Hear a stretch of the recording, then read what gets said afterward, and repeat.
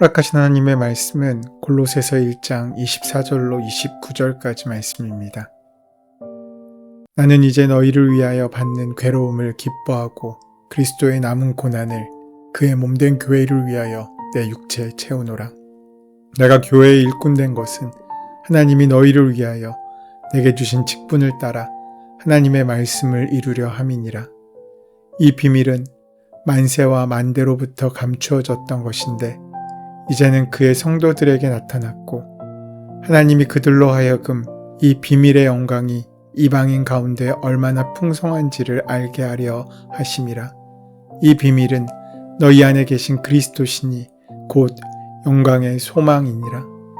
우리가 그를 전파하여 각 사람을 권하고 모든 지혜로 각 사람을 가르침은 각 사람을 그리스도 안에서 완전한 자로 세우려 함이니 이를 위하여 나도 내 속에서 능력으로 역사하시는 이의 역사를 따라 힘을 다하여 수고하노라.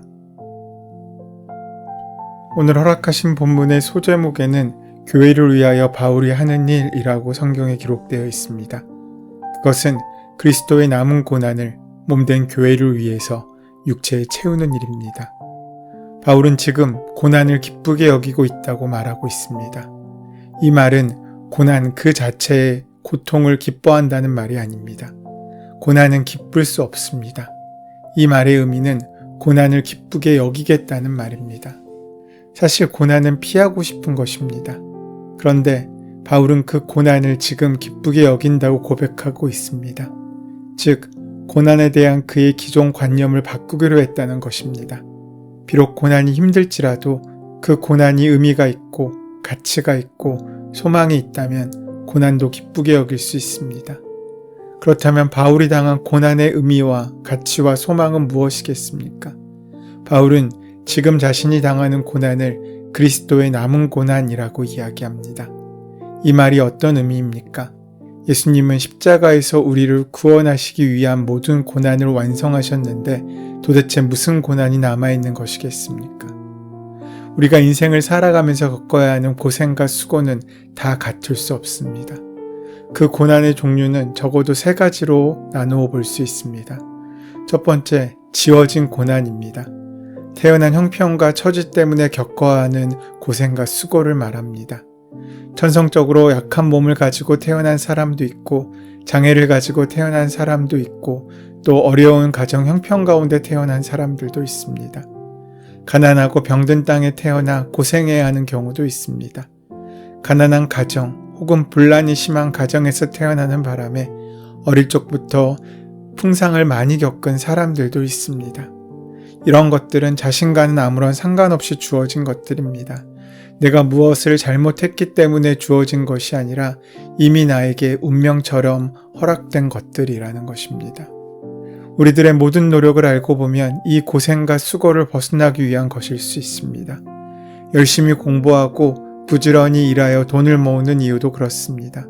하지만 이 과정에서 우리가 자주 범하는 실수가 있습니다. 그것은 나만 벗어나면 된다는 생각입니다. 나만 혹은 내 가족만 이 고생을 벗어나면 된다고 생각하는 것입니다.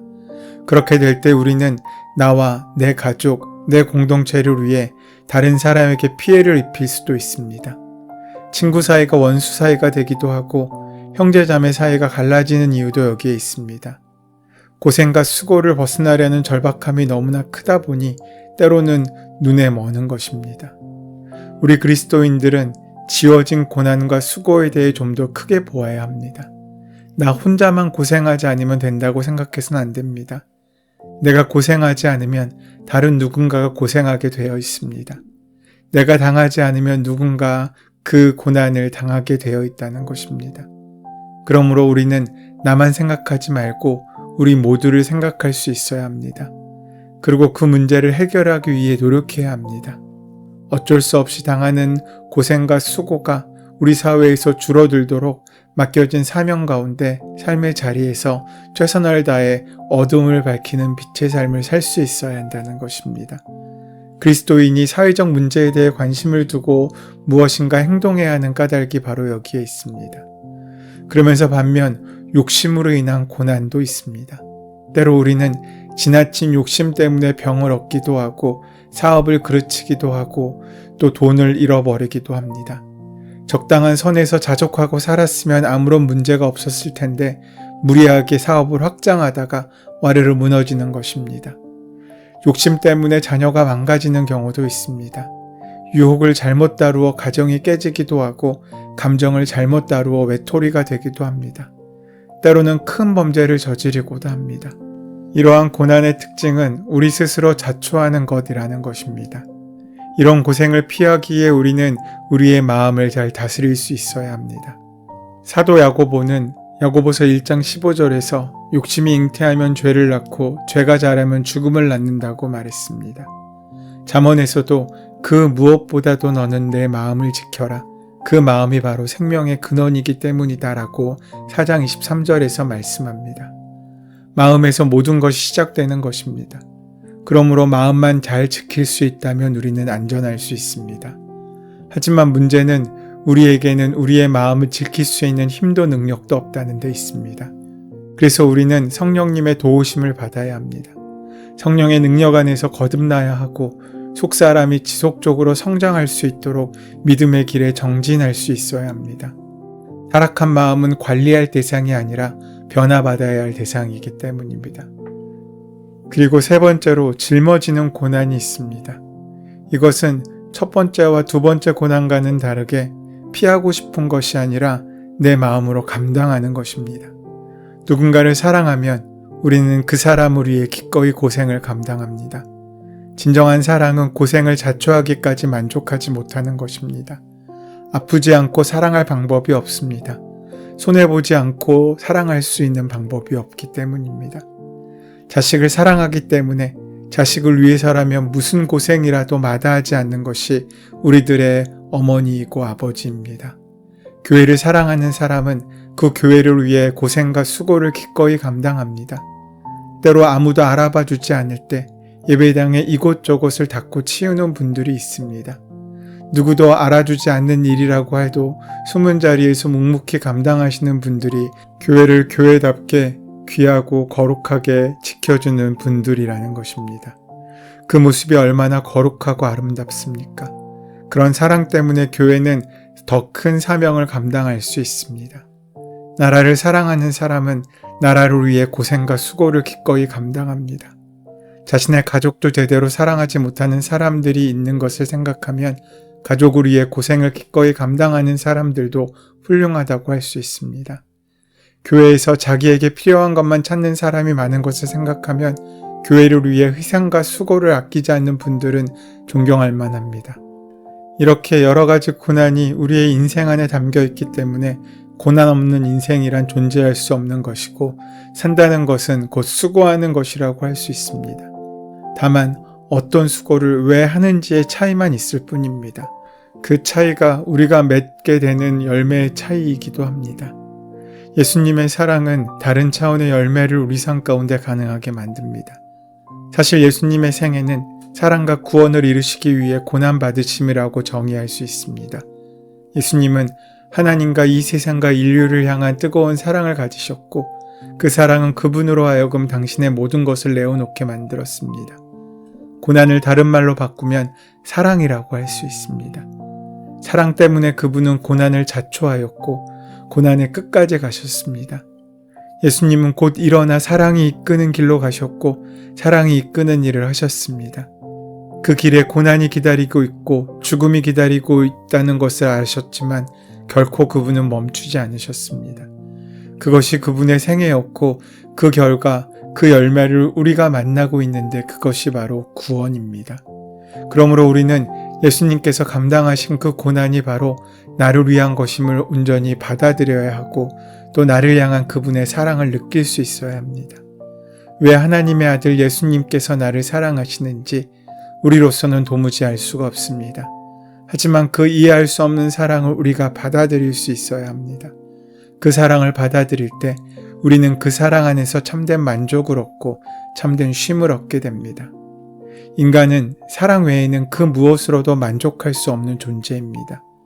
우리를 진정으로 만족시킬 수 있는 사랑은 참된 사랑이고 영원한 사랑이며 하나님의 사랑뿐입니다. 이 땅에서 우리가 경험하는 모든 사랑은 하나님의 사랑에 대한 모조품일 따름입니다. 예수 그리스도의 고난을 통해 드러난 하나님의 사랑을 맛보지 못한 채 인간의 사랑에 목매고 사는 사람은 결코 참된 만족을 얻을 수 없습니다. 오늘 바울이 기뻐하는 고난은 주님께서 우리에게 맡겨주신 교회를 위한 고난을 말합니다. 그래서 바울은 이렇게 표현합니다. 그분의 몸, 곧 교회를 위하여 내 육신으로 채워가고 있습니다. 주님이 핏값으로 세우신 교회를 위하여 우리에게도 각자 짊어져야 할 고난이 있습니다. 교회를 위해 헌신하여 세워가는 것이 우리가 짊어질 고난입니다. 그리스도의 남은 고난을 위하여 교회를 세워가는 삶이 그리스도인의 사명입니다. 편애감만 믿으려 하지 말고 손님처럼 믿으려 하는 신앙인의 모습이 아니라 주님께서 원하시는 내가 일꾼이 되고 내가 주체가 되고 내가 교회가 되어 우리에게 허락하신 교회를 귀하게 사랑하기에 감당하는 그 모든 수고와 고난이 결국 우리를 존귀하게 만들어주는 주님의 귀한 은혜에 동참하게 만드는 귀하고 거룩한 통로가 되어가기 때문입니다. 그렇다면 그리스도의 남은 고난을 위하여 그리스도인은 어떻게 살아야겠습니까? 바울은 하나님의 말씀을 남김없이 전파하게 하시려고 맡겨주신 사명을 따라 교회의 일꾼이 되었다고 말합니다. 말씀을 전하는 사명, 곧 복음을 전하는 사명이 그리스도께서 남겨주신 사명입니다. 교회를 세우신 분은 예수 그리스도이시지만 복음 전파를 통해 그 교회를 이루어가는 것은 우리의 몫입니다. 오늘도 우리가 그 사명을 온전하게 감당하고 있는지를 돌아볼 수 있어야 합니다. 그런 의미에서 우리의 사명은 먼저 하나님이 베푸신 비밀의 영광이 얼마나 큰지 알리는 것입니다.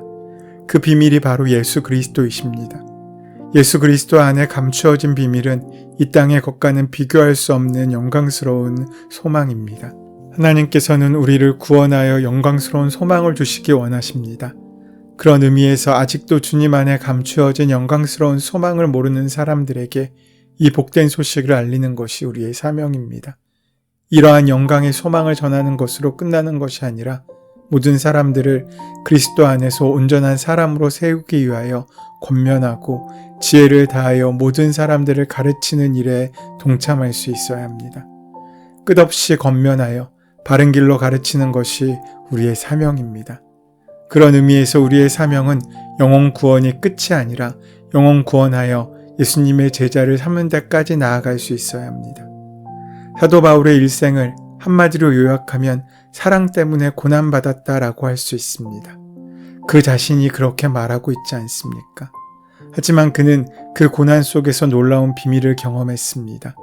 교회를 위해, 하나님 나라를 위해, 주님을 위해, 다른 영혼들을 위해 고난받는 중에 신비로운 기쁨을 경험했다는 것입니다. 그래서 고난받는 것을 기쁘게 여긴다고 말하고 있는 것이지 않겠습니까? 29절에 또 이렇게 말합니다. 이 일을 위하여 나도 내 속에서 능력으로 작용하는 그분의 활력을 따라 수고하며 애쓰고 있습니다. 사랑 때문에 당하는 고난에는 분명 신비가 있습니다. 비밀이 있습니다. 직접 경험해보지 않은 사람은 알 수 없는 비밀이 있습니다. 주님을 모시고 살면 주님께서는 이해할 수 없는 이상한 사랑을 우리의 마음에 심어주십니다. 하나님에 대한 사랑, 하나님 나라에 대한 사랑, 교회에 대한 사랑, 이웃에 대한 사랑을 심어주십니다. 그 사랑은 때로 우리로 하여금 수고와 고생을 스스로 자초하게 만듭니다. 희생도 마다하지 않게 하십니다. 그렇게 사랑 때문에 수고와 고생을 감당하다 보면 그 안에서 신비로운 기쁨을 경험하게 됩니다. 그래서 때로는 힘들고 지치지만 그래도 그 길을 계속하여 기쁘게 걸어갈 수 있는 것입니다. 사랑하는 여러분, 여러분은 하나님 앞에 설 인생의 마지막 날 우리의 인생을 결산할 때 하나님 앞에 무엇라고 이야기하시겠습니까? 과연 우리의 수고가 하나님께서 칭찬하실 만한 수고로 우리의 일상이 하나님께서 기뻐하실 만한 일상으로 채워지고 있는지 우리는 돌아볼 수 있어야 합니다. 우리는 사랑받은 그리스도의 성도로서 마땅히 짊어져야 할 고난이 있습니다. 나를 넘어서 주님께서 원하시는 그 고난을 귀한 은혜에 동참하여 참된 기쁨과 감사를 만나고 그 고난을 기쁨으로 감당해 나아갈 수 있는, 그래서 오늘도 주님께서 우리에게 맡겨주신 십자가를 기쁨으로 짊어지고 주님을 따라 나서는 귀한 하루가 되시기를 소원하고 축원합니다. 은혜의 주님, 오늘 하루 살아계신 자의 하나님께 영과 진리로 예배하는 삶을 살게 하여 주시옵고, 우리 속에 역사하시는 하나님의 역사에 순종하여 우리의 수고함으로 누군가의 삶이 세워지고 인생이 새롭게 되는 통로가 되는 복된 날이 될 수 있도록 역사하시고 함께하여 주시옵소서. 예수님의 이름으로 기도드립니다. 아멘.